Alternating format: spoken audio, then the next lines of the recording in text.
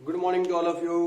Class 9th आज आप लोगों के लिए हम लोग सेकंड पार्ट लेकर आए हुए हैं, जो कि कल तक फिजिक्स का फर्स्ट पार्ट हम लोग बनाए थे। वहां तक हम लोगों ने बात किया था मोशंस के हर टॉपिक्स पर और उसके इक्वेशनों पर। आज हम लोग बात करेंगे ग्राफिकली मेथड से आप कैसे उस इक्वेशन को बना सकते हैं ग्राफिकली मेथड से, वो हम लोग आज डिराइव करने वाले हैं। तो आज आप लोग कंटिन्यू मेरे साथ बने रहिए और बहुत अच्छे से समझिए, किसी भी तरह का कोई प्रॉब्लम नहीं होने वाला है। मैं बहुत ही अच्छे से आप लोगों को क्लियरिफाई करने का प्रयास करूंगा और होगा भी आप लोगों का। तो फर्स्ट इक्वेशन जो होता है हमारा, जो derived equation of motion by graphically method, वो हम लोग ग्राफिकली तरीके से मेथड को प्रूव करने जा रहे हैं। कल तक हम लोग इक्वेशन को इक्वेशन के तरफ से प्रूव किए थे। तो फर्स्ट इक्वेशन है जो v बराबर u प्लस एटी। आप लोग अब तक से तो जान ही गए होंगे कि v बराबर u प्लस एटी होता है, जो फर्स्ट इक्वेशन होता है मोशन का होता है। उसको हम लोग क्या करते हैं कि ग्राफ हम लोग बना चुके हैं। यहाँ क्या करते हैं कि हम लोग एक काम करते हैं, अपने जैसे हम लोग गाड़ी को चलाते हैं उस तरीके से मोशंस पर आते हैं। जैसे ओ ई बी सी एक रेक्टेंगुलर टाइप का बना हुआ है। क्या बना हुआ है यहाँ पर आप बात समझिएगा, O E B C is a rectangle. Rectangle किसको कहते हैं? रेक्टेंगल कहा जाता है that quadrilateral which opposite sides are equal and its angle 90 degree is called rectangle. तो बात समझिएगा, अपोजिट साइड से यहाँ पर इक्वली की बात करना चाह रहा हूं कि ओ ए बी सी रेक्टेंगल है, ओ ए डी सी रेक्टेंगल है। तो इस केस में क्या होगा, ओई बीसी के केस में होगा कि ओई बराबर होगा किसके? बीसी के। और बीई बराबर होगा किसके? ओसी के। और ओएडीसी के केस में क्या होगा कि ओए बराबर होगा सीडी के और ओसी बराबर होगा एडी के। ये अपोजिट साइड से इक्वल होंगे, इसके कारण ये क्या होगा, इक्वल ही होगा। तो बात समझिएगा, ओ ई बी सी एक रेक्टेंगल है, जहां पर यहाँ पर देखने वाली बात है कि ओ ए डी सी भी एक रेक्टेंगल है। अब कैसे है थोड़ा सा बात को समझिए।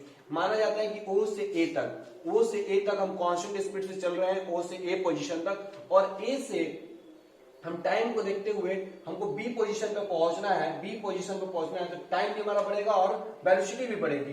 तो यहाँ पर देखने वाली है वेलोसिटी हम लोग दर्शा रहे हैं जिसको v से इंडिकेट किए हैं, और टाइम को इंडिकेट कर रहे हैं जो t से इंडिकेट किया गया है।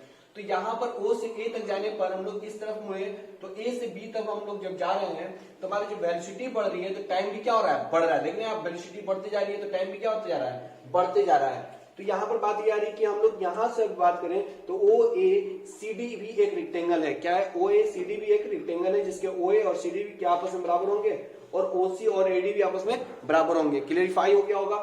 तो आते हैं, हम लोग लेट कर लिए कि इनिशियल जो वेलोसिटी है ओ ए तक हम लोग चले हैं।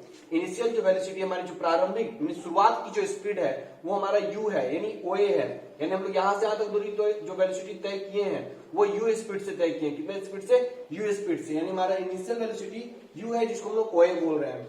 फाइनल वेलोसिटी जो हमारा bc है, फाइनल वेलोसिटी क्या है हमारा? bc है। बात समझ आ रही है? हमारा फाइनल वेलोसिटी जो है वो bc है, यानी कि यहाँ पर हमको पहुंचना है v पर। यानी bc हमारा फाइनल वेलोसिटी होने के कारण क्या होगा कि हमारा वेलोसिटी v होगा। क्या होगा? v। फाइनल वेलोसिटी को हम लोग v से इंडिकेट करते हैं, इसलिए v।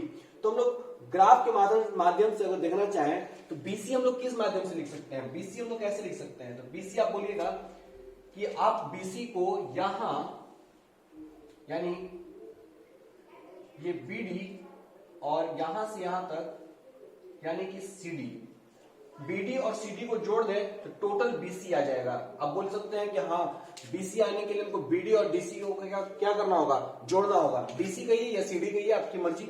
BC बराबर BD प्लस DC, इस तरह से जोड़ने पर हमको BC मिल जाएगा। अब हम लोग जानते हैं, we know that is in the according to figure, अब देख सकते हैं अकॉर्डिंग टू ग्राफ, ग्राफ के माध्यम से, ग्राफ के अनुसार ADCO एक रेक्टेंगल है जहां पर OA और CD क्या है, आपस में बराबर है। तो इस CD के जगह पर हम लोग OA लिख सकते हैं, यानी BC बराबर BD प्लस CD के जगह पर हम लोग क्या लिखते हैं? OA। तो BC को हम लोग क्या से इंडिकेट कर रहे हैं? BC को हम लोग V से इंडिकेट कर रहे हैं। आप देख सकते हैं यहाँ पर मैंने BC बराबर क्या लिखा है? V लिखा है। तो V से हम लिख दिए, BC को क्या V लिख दिए, BD और CD को हम लोग क्या बोल सकते हैं? OA बोल सकते हैं। और OA बराबर क्या है? U है। OA बराबर क्या है? U है। तो OA की जगह पे हम लोग U रख दिए। तो U को हम जब इस तरफ भेजेंगे तो क्या में आएगा? माइनस में, यानी V माइनस U बराबर BD आ जाएगा, जो कि हमारे क्वेश्चन नंबर ये क्या है? फर्स्ट है।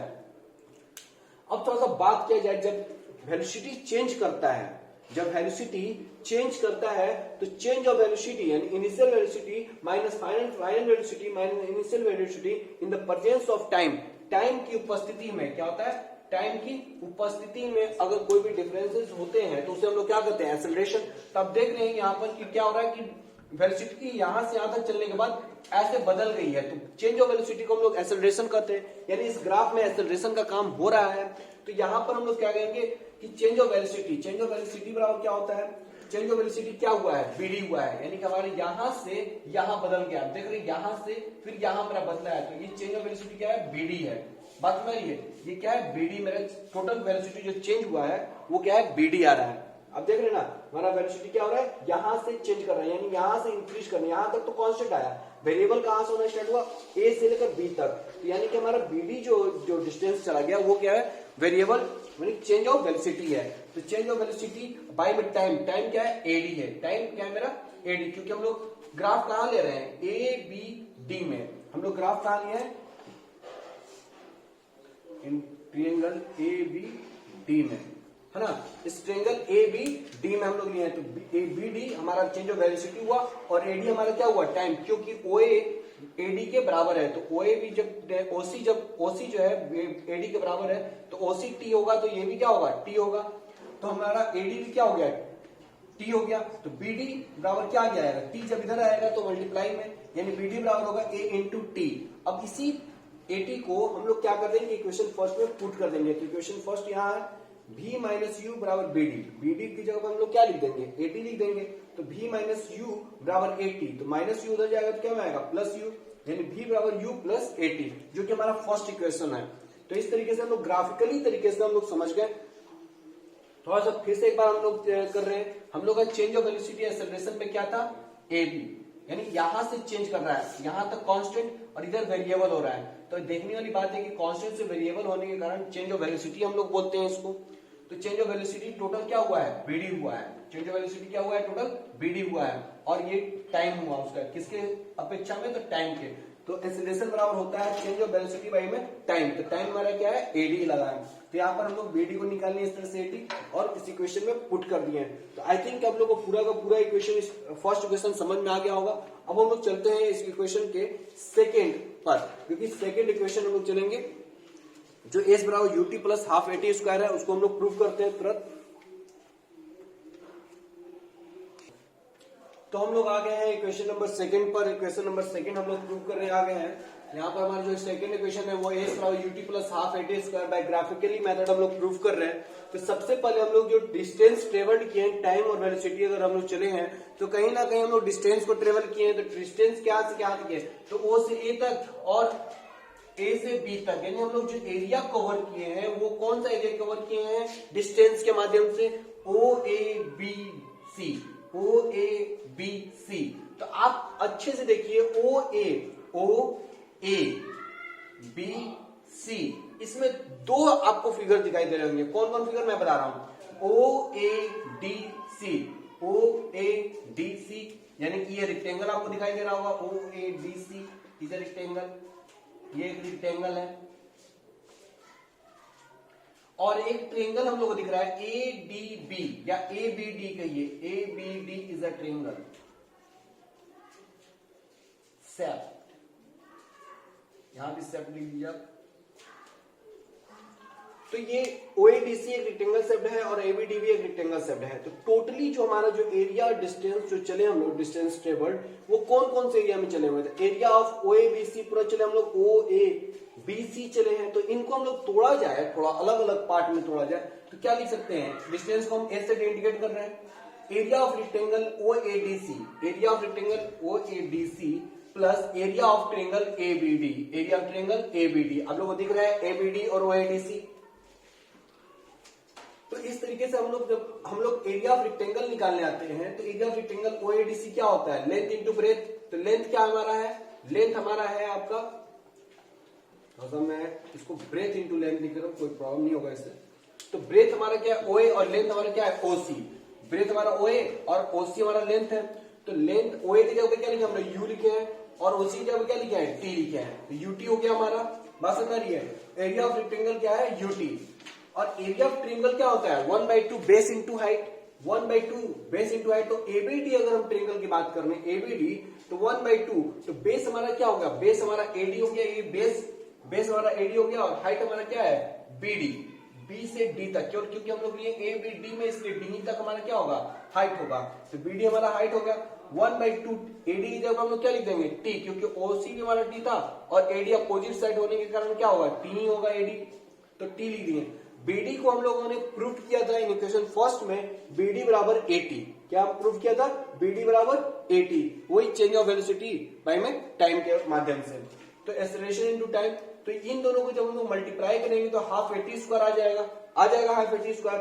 अब इन दोनों वैल्यूज को हम लोग पुट कर दे रहे हैं ये क्वेश्चन नंबर फर्स्ट में, तो एरिया ऑफ रेक्टेंगल ओएडीसी और एरिया ऑफ ट्रायंगल एबीडी, ये हमारा क्वेश्चन नंबर फर्स्ट है, और एरिया ऑफ रेक्टेंगल हम लोग क्या प्राप्त कर लिए यूटी, और एरिया ऑफ ट्रायंगल हम लोगों ने क्या प्राप्त कर लिया हाफ एटी स्क्वायर, जब इन दोनों को जोड़ा गया था UT plus half eighty square S बराबर आ गया, यही हम लोग को प्रूव भी करना था। आई थिंक कि आप लोग ग्राफिकल मेथड से इस क्वेश्चन को पूरे अच्छे से समझ गए होंगे, क्लियरिफाई भी हो गया होगा आप लोगों का, तो इस तरीके से हम लोग एस बराबर UT plus half eighty square आपको क्लियरिफाई हो गया। अब हम लोग चलते हैं थर्ड इक्वेशन पर, जो कि बी स्क्वायर बराबर यू स्क्वायर प्लस 2as है, जो कि बहुत ही लास्ट और बहुत ही इंटरेस्टिंग इक्वेशन है, आपको अच्छा लगेगा उसको देखकर।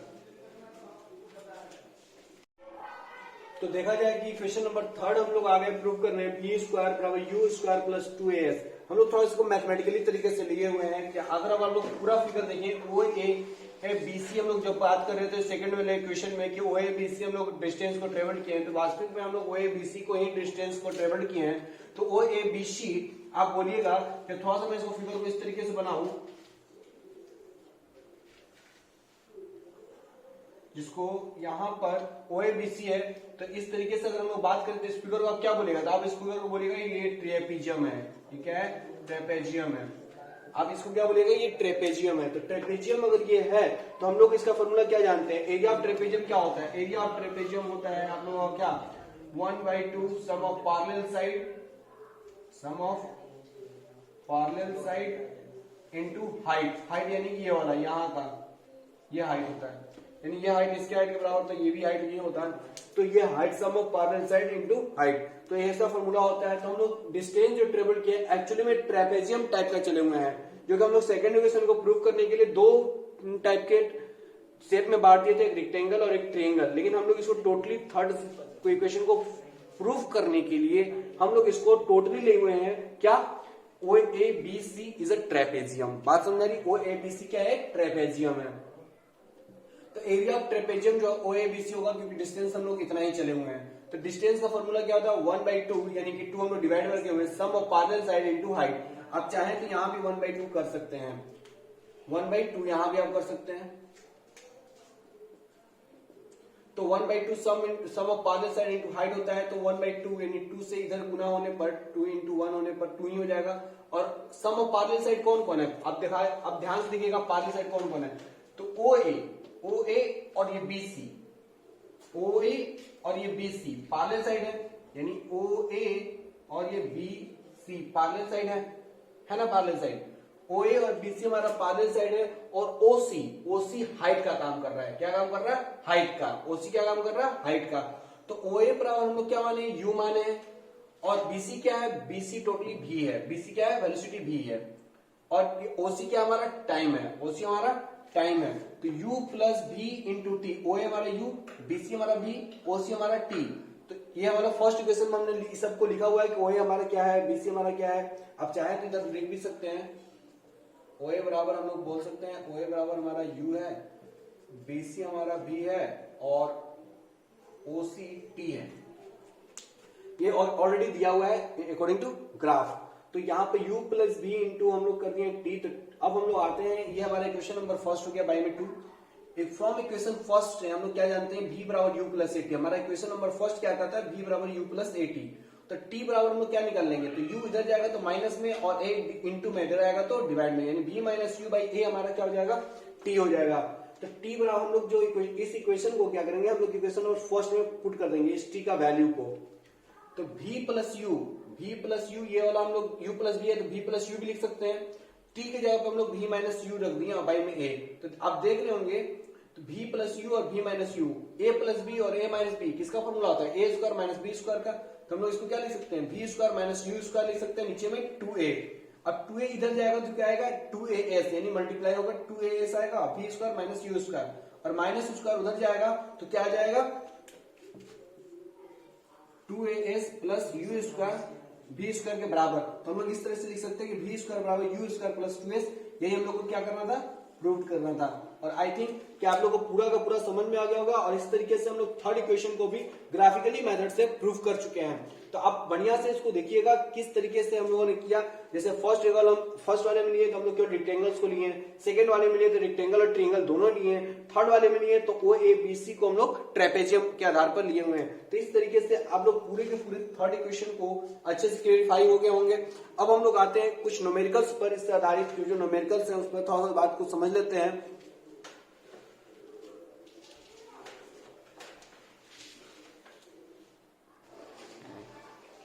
तो हम लोग आ गए हैं यहाँ पर, थोड़ा सा कुछ और भी बातों को था जो सर्कुलर मोशन पर था, उस बातों को भी कर लेते हैं। तो सर्कुलर मोशन के बाद हम लोग क्वेश्चनों को बनाएंगे, न्यूमेरिकल्स को बनाते हैं। तो सर्कुलर मोशन किसे कहते हैं वो बात को जान लीजिए। सर्कुलर मोशन, भाई सर्कुलर मोशन क्या कहते हैं? तो भाई जो वही वस्तु सर्कल में अगर घूमता है विद कांस्टेंट रेडियस, यानी कि एक्चुअली रेडियस के साथ, तो उसे हम लोग क्या बोलते हैं? Circular motion. When a body moves in a circle it is called circular motion. और कोई बात नहीं है। जैसे आप देखते होंगे सीडी घूमता रहता है, तो सीडी जो घूमता है वो उसमें क्या कहते हैं? सर्कुलर मोशन कहते हैं। बात समझ आ रही है? यूनिफॉर्म सर्कुलर मोशन क्या कहता है? तो when a body moves in a circular path uniform speed, यानी कि कांस्टेंट स्पीड से, यानी 60 किलोमीटर पर घंटे की स्पीड से, मतलब 60 किलोमीटर पर घंटे की स्पीड से, कहीं भी स्पीड कम नहीं होना चाहिए। जैसे कि आप देखते होंगे कि मौत का कुआं जो होता है, आप लोग देखे होते हैं मेला में आता है, मौत का कुआं आता है, या सर्कस में मौत का कुआं दिखाया जाता है, वो यूनिफॉर्म सर्कुलर मोशन का एक उदाहरण है जिसमें स्पीड हमेशा कांस्टेंट रहता है। The motion in a circle with a constant speed is called when a body moves in a circular path uniform speed, with uniform speed यानी कांस्टेंट स्पीड के साथ अगर मूव करता है इन सर्कल, उसे हम लोग क्या कहते हैं? यूनिफॉर्म सर्कुलर मोशन कहते हैं। एक्सेलरेटेड मोशन क्या कहते हैं? एक्सेलरेटेड मोशन कहा जाता है the motion in a circle with constant speed is called accelerated motion. यानी कहने का मतलब ये है कि जो भी मोशन सर्कल में कांस्टेंट स्पीड के साथ, यानी जो भी यूनिफॉर्म सर्कुलर मोशन में आप कह सकते हैं, यूनिफॉर्म सर्कुलर मोशन को ही आप एक्सेलरेटेड मोशन भी कह सकते हैं, क्योंकि वहां भी सर्कल क्या होता है? कांस्टेंट स्पीड से, यानी मोशन जो होता है वो कांस्टेंट स्पीड से घूम रहा होता है, यानी चल रहा होता है। तो इसे ही हम लोग क्या कहते हैं? एक्सेलरेटेड मोशन कहते हैं। सेंट्रीपिटल फोर्स एक ऐसा फोर्स, दो फोर्स होते हैं, सेंट्रीपिटल और सेंट्रीफ्यूगल फोर्स। जब आप साइकिल या कोई भी वस्तु जो घूम रहा होता है, तो जैसे ये मान लीजिए ये वस्तु के चारों ओर कोई भी परिक्रमा करते हैं, जैसे सन को मान लेते हैं, सन के चारों ओर पृथ्वी यानी अर्थ परिक्रमा करता है, तो इधर की ओर जो अंदर की ओर लगता है वो सेंट्रीपिटल फोर्स होता है, और जो बाहर की ओर लगता है वो सेंट्रीफ्यूगल फोर्स होता है। तो सेंट्रीपिटल फोर्स किसे होता है? The force which needed to make an object travel in a circular path. यानी एक ऐसा, ये सेंट्रीपिटल फोर्स और सेंट्रीफ्यूगल फोर्स एक ऐसा फोर्स होता है जो कि किसी भी वस्तु को सर्कल में घूमने के लिए बहुत इंपॉर्टेंट होता है। सेंट्रीपिटल और सेंट्रीफ्यूगल फोर्स जब तक से इक्वल्स नहीं होंगे तब तक से कोई भी वस्तु घूम नहीं सकता है, क्योंकि बाहर का फोर्स या अंदर का फोर्स थोड़ा सा भी आगे पीछे होता है तो वो या तो फोर्स या तो बाहर में लगे, ज्यादा लगा तो वो बाहर की ओर फेंका जाएगा, और अंदर की ओर ज्यादा लगा तो वो अंदर की ओर फेंका जाएगा। यानी अंदर की ओर जो फोर्स लगता है उसे हम लोग सेंट्रीपिटल फोर्स कहते हैं, और जो बाहर की ओर जो फोर्स लगता है उसे हम लोग सेंट्रीफ्यूगल फोर्स कहते हैं। तो सेंट्रीपिटल फोर्स का मैंने लिखा है the force which is needed to make an object travel in a circular path, यानी कि ये बहुत ही नीड एक फोर्स होता है। अब सेंट्रीफ्यूगल फोर्स भी आप इसको में बोल सकते हैं, इज कॉल्ड सेंट्रीपिटल फोर्स। बात समझ में आ रही है? क्लियर है? अब आते हैं एग्जांपल ऑफ सर्कुलर मोशन का एग्जांपल पर। Uniform circular motion, uniform circular motion का जो एग्जांपल है वो क्या है कि कोई भी सैटेलाइट जो होता है वो सर्कुलर मोशन में पृथ्वी की परिक्रमा करता है। जैसे पृथ्वी की परिक्रमा मून करता है तो कैसे करता है? यूनिफॉर्म सर्कुलर मोशन में कर रहा होता है, कहीं भी स्पीड कम बेसी नहीं होता है, कांस्टेंट स्पीड से वो करता है। तो हम लोग इसका एग्जांपल दे सकते हैं the earth move around the sun, क्योंकि पृथ्वी भी, हर प्लैनेट भी सूर्य की परिक्रमा करता है, तो वो भी हम लोग बोल सकते हैं वो यूनिफॉर्म सर्कुलर मोशन का क्या है? एक उदाहरण है। Uniform linear motion is not accelerated. Uniform linear motion में एक्सेलरेटेड नहीं होता क्योंकि वो स्ट्रेट हो जाता है, और यूनिफॉर्म सर्कुलर मोशन एक्सेलरेटेड होता है क्योंकि वहां पर स्पीड हमेशा क्या होता है? कांस्टेंट होता है, यानी बढ़ते रहता है, हमेशा कांस्टेंट स्पीड से क्या होता है? बढ़ते रहता है। तो अब हम लोग स्पीड निकालने के जान जाएंगे कि यूनिफॉर्म सर्कुलर मोशन में स्पीड कैसे निकलेगा। तो यूनिफॉर्म सर्कुलर मोशन जो होता है वो गोल होता है, सर्कल होता है, तो डिस्टेंस जो होता है सर्कमफ्रेंस, स्पीड बराबर क्या होता है डिस्टेंस बाई टाइम। तो डिस्टेंस हमारा क्या होता है सर्कल का, तो सर्कमफ्रेंस ऑफ सर्कल डिस्टेंस कहलाता है। तो 2 पाई आर, यानी 2 पाई आर हम लोग रखेंगे और टी टाइम, वही हमारा क्या हो जाएगा यूनिफॉर्म सर्कुलर मोशन का स्पीड निकल जाएगा, एस बराबर 2 पाई आर बाई में टी। तो इस तरीके से आप लोगों ने पूरा का पूरा मोशन चैप्टर कंप्लीट हो चुका है। अब हम लोग इसके न्यूमेरिकल्स पे थोड़ा सा एक आध दो न्यूमेरिकल देख लेते हैं कैसे क्या करना है। आप प्लीज न्यूमेरिकल को अच्छे से समझने का प्रयास कीजिएगा। वैसे भाई यहाँ तक आपका जो भी थ्योरेटिकल था वो आपका क्लियर हो चुका है और बहुत ही अच्छे तरीके से आप एक अच्छे स्टूडेंट के रूप में उभर कर आ सकते हैं। इसको पूरा वीडियो आप क्लियरिफाई होकर देखिए।